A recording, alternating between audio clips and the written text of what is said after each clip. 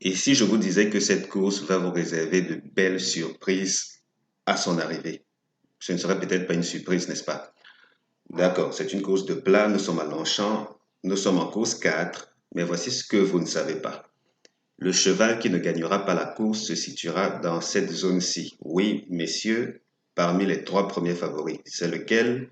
Vous le découvrirez dans un instant. Pour le moment, voici la synthèse que nous propose toute cette presse-ci. Il s'agit du 6, du 5, le 16, le 4, le 11, le 7, l'As et le 3 en guise de tocar. Et retenez bien ces tocars parce qu'on va les utiliser très bientôt. On a le 2, le 15, le 8, le 9 et le 14. Jusqu'ici, tout va pour le mieux. Qu'est-ce qu'on a d'autre? Il s'avère que pour cette journée-ci, l'analyse de l'historique optimisé des courses ayant le même profil que celle d'aujourd'hui nous révèle que on sera plus dans cette tendance-ci. En tout cas, c'est partagé entre favoris et outsiders. Bien entendu, les tokas pourraient également jouer un rôle majeur, mais comme dans cette historique, ça c'est l'historique gratuite, il y a une historique un peu plus pointue réservée aux membres VIP. N'empêche que ici, on a cette course d'obstacles qui ne vient pas forcément arranger les choses. Quoique, les rapports nous indiquent que le trio en particulier sera dans l'ordre d'une centaine d'euros, 100 euros en montant, en moyenne. Et ceci, je crois que ça c'était le 12-4-2011, cette course-ci, où on a eu que 16,4 euros au trio. Ça devait être une... Enfin, il y a toujours des exceptions à tout. Pendant qu'on y est, cette historique-ci, ça, pour ce qui est des rapports, c'est ce qui est extrait de l'espace VIP. Ça veut dire que c'est vraiment très pointu. Pour ce qui est des bases super rentables au couplet, s'il vous plaît, rendez-vous sur mon site chevaldebase.com. Et pendant qu'on y est, si vous aimez la vidéo, ne vous privez pas. Vous pouvez juste cliquer sur le bouton j'aime, ça va m'aider. Et ça aidera également d'autres turfistes à la découvrir. Alors, qu'est-ce qu'on a ensuite? On a cette synthèse-ci qui rassemble beaucoup d'autres presses. Je ne vais pas entrer dans les détails. Par contre, les plus cités en un m'intéressent toujours et on en parlera régulièrement dans ces vidéos-ci parce que c'est toujours le reflet de ce que la course peut nous révéler. Ça veut dire quoi? Moins on a des plus cités en un, plus les favoris ont tendance à faire l'arrivée. Généralement, quand ce n'est que 4, c'est un peu plus réservé aux favoris. Donc là, on monte à 5, la course devient un peu plus ouverte à ce niveau-ci. Pour ce qui est des tocards, on a l'As, le 2, le 14, le 15, le 8. On va les synthétiser après. Et la synthèse, je vous laisse poser la vidéo si vous voulez et lire. Alors, qu'est-ce qui suit? On a bien entendu l'une des parties les plus charnières de ces vidéos. Et il s'agit précisément de la synthèse tocard. La première synthèse propose ceci en tout cas, la deuxième synthèse cela. Et maintenant, la meilleure des options serait le 2, le 15 et le 8 en particulier. Mais cette cause révèle qu'il y aura euh, propose jusqu'à 4 tocages qui reviennent dans les deux pronostics. Et si vous avez jusqu'à 4 tocages, dites-vous bien qu'à l'arrivée, il faudrait peut-être mieux aller piocher dans cette zone-là. Hier, par exemple, on n'en avait que 2, je crois bien. C'était là, c'est le 8 et c'était une course de trop. Je ne pense pas que l'un des deux ait fait l'arrivée, je ne pense pas. C'est vrai que c'était qu'une course de trop, mais le fait qu'il n'y ait que 2, par exemple, a tendance à être révélateur sur l'issue de la course.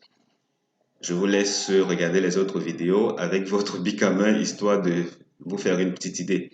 Ici, quel est le cheval qui ne gagnera pas la course? Le numéro 5. Et si vous vous souvenez, quand on remonte là plus haut, ce numéro 5 est le deuxième favori, messieurs. Oui, c'est le deuxième favori. Et on a ces tiercés-ci qu'il ne faut pas jouer. Le 6, le 7 et le 3. Non, il ne faut pas jouer 6, 7, 3, même si c'est tentant. On a le 5, le 16, le 11, le 7, l'As et le 3. On ne les joue absolument pas. Et juste pour que vous compreniez mieux, regardez ici. Voici l'historique de ces bases-là. Ça veut dire quoi? Cette base aussi en particulier, le favori, ce fameux favori qui ne terminera pas premier. En tout cas, je préviens encore, si je ne l'ai pas encore fait. ce cheval ne gagnera pas, il ne terminera pas premier de la course. Vous pouvez l'intégrer dans vos tickets, mais pas à la première position. Ça vous aidera si vous aimez jouer des couplets gagnants, par exemple, ou si vous recherchez l'ordre de vos tiercés ou quartés, pas premier. Ensuite, on a cet historique-ci qui fait référence à ce groupe-ci, donc 6-7-3. 6-7-3, regardez bien qu'en temps normal, il s'agit des chances des chevaux qui ont de fortes chances de terminer dans le tiercé également. Et c'est pas parce que ce sont ces chevaux-là qu'il n'y aura de la place que pour eux. Donc du coup, logiquement, voici l'historique. Et là, c'est aussi pointu et aussi taillé que possible. Donc, vous avez de très fortes chances qu'il n'y ait pas de trio dans cette zone-là. Est-ce qu'il faut aller chercher dans le tiercé? Pourquoi pas? Pourquoi pas? Ici, dans ce groupe, là, il s'agit des chevaux qui n'ont théoriquement rien à voir ensemble. Parce que là, parmi les 8 premiers de la course, ce sont quand je vous disais les 8 premiers de la course, les 8 premiers de la synthèse, ce sont ceux qui n'ont littéralement pas de chance de terminer ensemble.